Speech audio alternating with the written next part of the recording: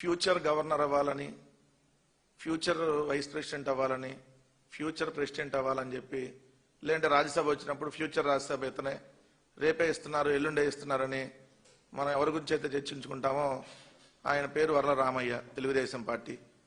ఆయన అలానే మొన్న వాట్సాప్ వీడియో కాల్లో దొరికిపోయినటువంటి నజీర్ అహ్మద్, మాజీ ఎమ్మెల్సీ పి అశోక్ బాబు, ఏదైతే బ్రాహ్మణ కార్పొరేషన్ చైర్మన్ బుచ్చి రాంప్రసాద్, వీళ్ళందరూ నిన్న సిఐడి ఆఫీస్కి వెళ్ళి అక్కడ రవిశంకర్ అయ్యన్న గారిని గారు కలిసి వైఎస్ఆర్ కాంగ్రెస్ పార్టీ అంట ఏదో దుష్ప్రచారం చేస్తుందంట చంద్రబాబు నాయుడు గారి మీద. సజ్జల భార్గవరెడ్డి గారు, సజ్జల గారు, జగన్ గారి నేతృత్వంలో చంద్రబాబు నాయుడు గారి మీద అసభ్యకర పోస్టులు పెట్టించేస్తున్నారని చెప్పి వాళ్ళు వెళ్ళి నిన్న కంప్లైంట్ ఇస్తే నవ్వొస్తా ఉంది. అసలు మీదే ఒక ఫేక్ పార్టీ, మళ్ళీ మీ ఫేక్ పార్టీ మీద మళ్ళీ డీప్ ఫేక్ పోస్టులు పెట్టి ప్రచారం చేయాల్సినటువంటి అవసరం వైఎస్ఆర్ కాంగ్రెస్ పార్టీకి ఏముంటుంది? ఆల్రెడీ ఓ పక్క కల్తీ పాలు, ఇంకో పక్క కలుషిత నీరు. అక్కడ కల్తీ పాలతో 6 చనిపోవటం, అక్కడ కలుషిత నీరుతో డయేరియా వచ్చి 4 చనిపోవటం. ఈ రాష్ట్రంలో అనేక సమస్యలు, ఏ జిల్లా వెళ్ళినా ఏ నియోజకవర్గం వెళ్ళినా వందలాది సమస్యలు ఈరోజు ప్రజలకి సమస్యలతో ప్రజలందరూ ఈరోజు అల్లాడుతూ ఉంటే అవన్నీ వైఎస్ఆర్ కాంగ్రెస్ పార్టీ అడ్రస్ చేస్తూ ఉంటే, ఏదైతే అడ్రస్ చేస్తున్నటువంటి సోషల్ మీడియా మీద ఏదో ఒక రకంగా మళ్ళీ తప్పుడు కేసులు పెట్టి నిరోధించాలనేటటువంటి ప్రయత్నం, నియంత్రించాలనేటువంటి ప్రయత్నం. వాళ్ళు ఎవరో పోస్ట్ పెట్టుకుంటే దానికి వైఎస్ఆర్ కాంగ్రెస్ పార్టీకి సంబంధం ఏంటి?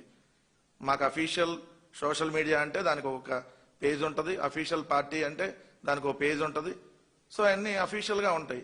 ఎవరో ఏదో పోస్టు మీ మీద పెట్టుకొని పెడితే దాన్ని వైఎస్ఆర్ కాంగ్రెస్ పార్టీకి ఆపాదించేసి, అసలు మా సోషల్ మీడియా ఎవరు నడుపుతున్నారో మీకు తెలియదు. మరి మీరు ప్రభుత్వంలో ఎట్లున్నారో నాకు అర్థం కాల.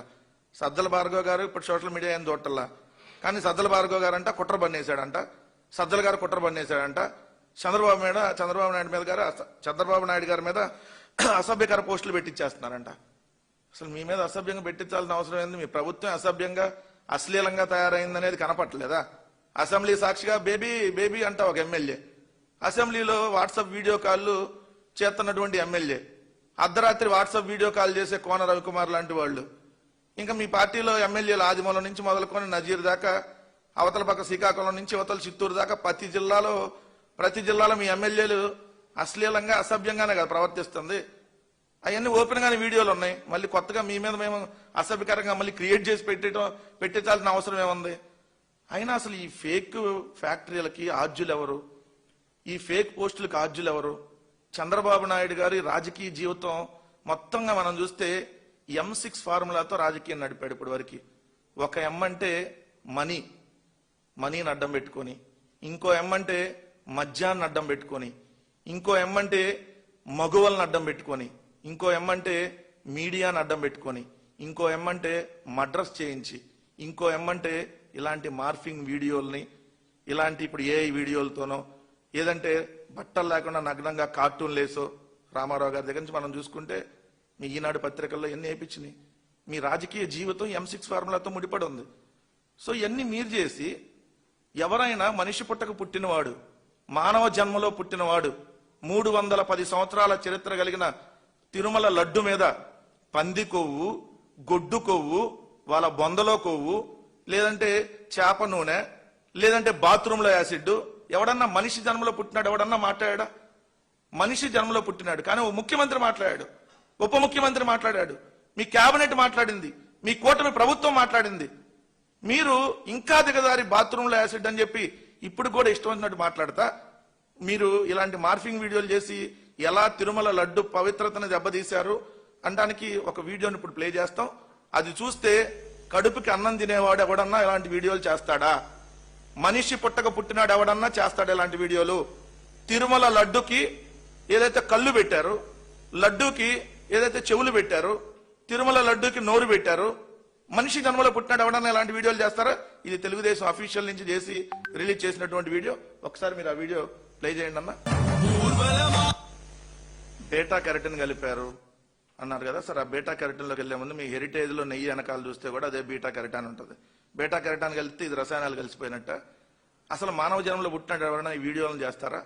ఒక రాజకీయ పార్టీ ఈ వీడియోలను చేసి తిరుమల లడ్డుకు నోరు పెడుతుంది, తిరుమల లడ్డు ఏడుస్తున్నట్టుగా ఏ వీడియోలు చూపిస్తూ ఎవరు ఈరోజు ప్రతిష్టను దిగజారుస్తా ఫేక్ వీడియోలతో లేదంటే మార్ఫింగ్ పిక్చర్స్తో ఇలాంటి ఏఐ వీడియోలతో బతుకుతుంది ఎవరు ఈరోజు? ఏదన్నా మంచి కోసం వీడియోలు చేయాలి. సోషల్ మీడియాను కాదు కదా, మెయిన్ మీడియాను కూడా భ్రష్టు పట్టించింది మీరు కాదా?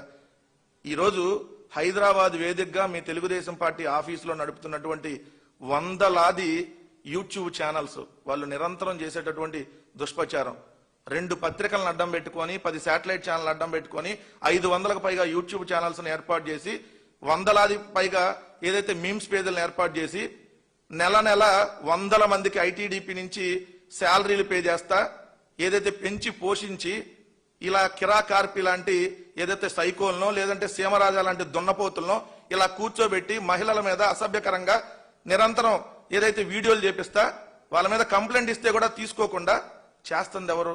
సిగ్గు లేకుండా వెళ్ళి కంప్లైంట్ చేసి వచ్చారా? కడుపుకి అన్నం తింటున్నారా, గడ్డి తింటున్నారా? ఈ బుచ్చి రామప్రసాద్ అనే బ్రాహ్మణ కార్పొరేషన్ చైర్మన్ నిన్నగాక మొన్న జగన్మోహన్ రెడ్డి గారి మీద చేసినటువంటి తప్పుడు ప్రచారం. ఈ బ్రాహ్మణ కార్పొరేషన్ చైర్మన్ అంటే మరి వీళ్ళు బ్రాహ్మణులకు ఎవరేమో నాకు తెలిసి, బ్రాహ్మణులకైతే తీర్థంకి ఆచమనానికి తేడా తెలిసిద్ది. మరి బ్రాహ్మణ కార్పొరేషన్ చైర్మన్ ఏమైనా వేరే కులానికి ఏమైనా ఇచ్చారో తెలుగుదేశంలో? మరి బ్రాహ్మణుడిగా ఉన్నకైతే తెలిసిద్ది కదా తీర్థంకి ఆచమనానికి తేడా. ఆ మాత్రం తెలియకుండా ఏదైతే జగన్మోహన్ రెడ్డి గారి మీద దుష్ప్రచారం, అంతెందుకు తిరుమల మీద ఇంకా వీళ్ళు చేస్తున్నటువంటి దుష్ప్రచారం రోజు రోజుకి. చంద్రబాబు నాయుడు గారిదంట ఏదో ఎఫ్స్టీన్ ఫైల్స్ అని ఏదో క్రియేట్ చేసి సోషల్ మీడియాలో పెట్టారంట. ఎవరు పెట్టుకున్నారో వాళ్ళ మీద తీసుకోండి, మాకు అవసరంలా. మీ చంద్రబాబు నాయుడు గారి ఫైల్స్ చిన్నపిల్లల్ని అడిగినా చెబుతారు అతను అవినీతి ఫైల్స్ ఏందనేది. నారా లోకేష్ అవినీతి భాగవతం ఏందని ఎవరిని అడిగినా చెప్తారు. రోజు రోజుకి మీ బయటపడుతున్నటువంటి ఇందాపూర్ హెరిటేజ్ భాగవతం కానీ లేదంటే వీరన్న విఎస్ఆర్ వెంచర్స్ కి హెరిటేజ్ కి ఉన్నటువంటి అక్రమ సంబంధం పెట్టుబడుల రూపంలో పెట్టినాయి కానీ ఇవన్నీ రోజు రోజుకి బయటకు వస్తున్నాయి కదా. కొత్తగా మళ్ళీ మీ మీద కొత్తగా క్రియేట్ చేసి పెట్టాల్సిన అవసరం ఉంది. సో ఇది ఈరోజు మళ్ళీ సోషల్ మీడియాని నియంత్రించాలన్నటువంటి కుట్రలో భాగంగా మళ్ళీ సోషల్ మీడియాలో సజ్జల భార్గవ్ గారి మీదో లేదంటే సజ్జల రామకృష్ణారెడ్డి గారి మీదో వైఎస్ఆర్ కాంగ్రెస్ పార్టీ మీదో ఒక దుష్ప్రచారం చేయాలి అనేటటువంటి కుట్రలో భాగంగా సిఐడికి వెళ్ళి కంప్లైంట్ ఇచ్చి వచ్చారంట. మరి ఇప్పుడు వైఎస్ఆర్ కాంగ్రెస్ పార్టీ ఇచ్చినటువంటి కంప్లైంట్లన్నింటి మీద ఒక్కదాని మీద ఎందుకు యాక్షన్ తీసుకోవాలా? ఇదే అంబటి రాంబాబు గారు ఇచ్చినటువంటి కంప్లైంట్స్ కావచ్చు, ఇదే విడుదల రజనీ గారు ఇచ్చినవి కావచ్చు, అనేక మంది వైఎస్ఆర్ కాంగ్రెస్ పార్టీ నాయకులు ఇచ్చినవి కావచ్చు. మహిళల మీద మీరు అసభ్యకరంగా ఏదైతే పెట్టినటువంటి పోస్టుల మీద డైరెక్ట్ గా మాజీ మంత్రులు కంప్లైంట్ ఇస్తే దాని మీద దిక్కు దివానం లేదు. ఇప్పటికీ బరి తెగించి మీ తెలుగుదేశం పార్టీ ఆఫీసులో కూర్చొని ఆ కిరా కార్పి సీమరాజా అనేటటువంటి ఒక 2 దున్నపోతుల్ని పెంచి పోషిస్తా అరే మనుషుల్లాగా వాళ్ళు ప్రవర్తిస్తున్నారా? వాళ్ళతోనేమో చంద్రబాబు నాయుడు గారు వాటేసుకొని ఫోటోలు దిగుతాడు, మామూలుగా దిగడు. మరి ఇవన్నీ పెంచి పోషిస్తుంది ఎవరు? సో సోషల్ మీడియాను కాదు కదా, మెయిన్ మీడియాను కూడా ఈరోజు మీరు భ్రష్టు పట్టించేశారు. ఈరోజు సమాజంలో విద్వేషాలు రెచ్చగొడుతుంది ఎవరు? మీరు కదా రెచ్చగొడుతుంది. ఇక్కడ చూడండి, శాంతి భద్రతలకు విఘాతం కలిగించాలని చూస్తున్నారంట. ఏది మన భావి గవర్నర్ గారు, భావి రాష్ట్రపతి గారు మాట్లాడుతున్నాడు. శాంతి భద్రతలకు మేమా? కులాల మధ్య మతాల మధ్య చిచ్చు పెట్టాలని ప్రతిరోజు నిరంతరం ఏదైతే మతం మీద దాడి చేస్తా మీరు కదా ఒక మతాన్ని ఈరోజు హిందూ మతాన్ని కించపరుస్తూ ప్రతిరోజు మీరు మాట్లాడుతున్నటువంటి మాటలు ఇంకా ఇంకా దిగజారిపోయి బూట్లేసుకొని పూజలు చేస్తా లేదంటే తిరుమలని 2 కొండలనే ఉంచుతా 7 కొండలు తీసేస్తానని చెప్పి మీ చంద్రబాబు నాయుడు గారు మాట్లాడిని ఇవన్నీ ఈరోజు బయటకు వచ్చినాయి. కాబట్టి టాపిక్ అంతా మళ్ళీ డైవర్ట్ చేసి ఏదో వేరే దానికి మళ్లించాలన్నటువంటి ఇంకో కుట్రలాగా ఇది క్లియర్ గా కనపడుతుంది కదా. ఒకటైతే నేను స్పష్టంగా చెప్తా ఉన్నా, వైఎస్ఆర్ కాంగ్రెస్ పార్టీ ఏదున్నా విత్ డాక్యుమెంట్ తో మాట్లాడిద్ది. మా జగన్మోహన్ రెడ్డి గారు ప్రెస్ మీట్ పెడితే ఆ రిజర్వ్ బ్యాంక్ ఆఫ్ ఇండియా ఇచ్చిన గణాంకాలో లేదంటే కాగ్ ఇచ్చినటువంటి నివేదికలో లేదంటే బడ్జెట్ లెక్కలో విత్ ప్రూఫ్స్ జియోలో ఇవే చూపిస్తారు తప్ప ఏ రోజు చంద్రబాబు నాయుడు గారి లాగా నేను హైదరాబాద్ అని కనిపెట్టా, ఈ ఇక్కడ ఉన్న భూమి మీద మనుషులందరూ నేనే కనిపెట్టా, సంక్రాంతికి ఊళ్ళు వెళ్ళే సాంప్రదాయం నేనే స్టార్ట్ చేశా, ఈ మనుషులు అన్నం తింటున్నారంటే ఎవరన్నా నా వల్లే, ఇట్లాంటి పిచ్చి పిచ్చి వాగుడు ఎప్పుడు వాగరు. సో మా వైఎస్ఆర్ కాంగ్రెస్ పార్టీ కూడా మా అఫీషియల్ పేజీలో ఎక్కడైనా మేము విత్ డేటాతోనే మేము పోస్టులు పెడతాం. సో విత్ ఆధారాలనే మేము చూపిస్తాం. ఎవరి మీద మేము వ్యక్తిగతంగా ఈరోజు మీరు పోయినా కూడా మా నాయకుడు పోవద్దంటాడు, పోనీ వాళ్ళు అలానే మరుగుతూ ఉంటారని. సో ఇది నిన్న జరిగినటువంటి దానికి సంబంధించి ఖచ్చితంగా ప్రజలకు తెలియాలి కాబట్టి సో ఈరోజు దాని మీద వివరించడం జరిగింది మీ అందరికి.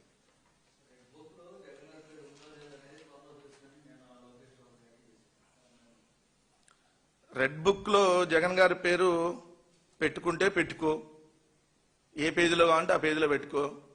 ఇక్కడ వైఎస్ఆర్ కాంగ్రెస్ పార్టీ ఆఫీస్ బయట ఉండేటటువంటి కుక్క కూడా మీ రెడ్ బుక్ చూసి భయపడదు. మా సోషల్ మీడియా కార్యకర్తలు అయితే అసలు భయపడరు. ఎన్ని కేసులు పెట్టుకోవాలంటే అన్ని పెట్టుకో. కాకపోతే ఒకటైతే గుర్తుపెట్టావు, ఒకటైతే నీ రెడ్ బుక్ లో రాసుకో. ఎందుకంటే 3 ఏళ్ల తర్వాత మళ్ళీ నువ్వు రెడ్ బుక్ ఓపెన్ చేసి చూసుకోవాలి కాబట్టి ఇప్పుడే రాసుకో. ఏం రాసుకుంటావంటే ప్రజలు మైండ్లో ఆల్రెడీ రాసుకున్నారు. అంటే ప్రజల మెదడులో అంటే మైండ్ బుక్ లో ఆల్రెడీ మీ ప్రభుత్వం మీద రాసుకున్నారు. ఏంటంటే మీ ప్రభుత్వానికి 164 సీట్లు ఇప్పుడు వచ్చున్నాయి కాబట్టి ఈసారి ఆ 124లో సింగిల్ డిజిట్ ఇవ్వాలి. అది 1 లేదా 6 లేదా 4. ఈ మూడిట్లో ఒక సంఖ్య ఇవ్వాలి, ముగ్గురికి కలిపి ఇవ్వాలని చెప్పి ప్రజలైతే మైండ్ బుక్ లో ఆల్రెడీ రాసుకున్నారు. అది మేము ఇప్పుడు చెబుతున్నాం. మళ్ళీ 3 ఏళ్ల తర్వాత నీకు గుర్తు రావాలి కదా, అప్పుడే చెప్పింది వైఎస్ఆర్ కాంగ్రెస్ పార్టీ అని. అందుకని అది నువ్వు రాసి పెట్టుకో. ప్రజలు చాలా తెలివిగలవాళ్ళు. సో ప్రజలు మీరు చేస్తున్నటువంటి అరాచకాన్ని ప్రతిదీ గమనిస్తానే ఉన్నారు. సమయం కోసం వేచి చూస్తున్నారనేటువంటి విషయం మాత్రం లోకేష్ గుర్తు పెట్టుకొని ఆ ఎర్ర బుక్ లోనో, ఆ ఎర్రి బుక్ లోనో, ఆ రెడ్ బుక్ లోనో లేదంటే ఇంకేదన్నా పుస్తకంలోనో రాసుకోమన్నాడు. వీలు కాకపోతే వాళ్ళ ఇళ్లలో ఉన్న అందరి పుస్తకాల్లో లేదా వాళ్ళ పిల్లాడి పుస్తకాల్లో కూడా ప్రతి పేజీలో రాసుకోమన్నాడు. మళ్ళీ ఈ పుస్తకం చినిగిపోయిద్దాం. సో ఇట్లాంటి వాటికి ఎవడు ఈరోజు భయపట్ల. వైఎస్ఆర్ కాంగ్రెస్ పార్టీ క్లియర్ గా ప్రజల సమస్యల మీద, ఈ రాష్ట్రంలో జరుగుతున్నటువంటి అరాచకాల మీద ప్రజలకు వివరించి మేం చేసినటువంటి మంచి, ఈ ప్రభుత్వం చేస్తున్నటువంటి దారుణాలని ప్రజలకు వివరించి వచ్చే ఎన్నికలకు వెళ్ళడానికి సిద్ధంగా ఉంది.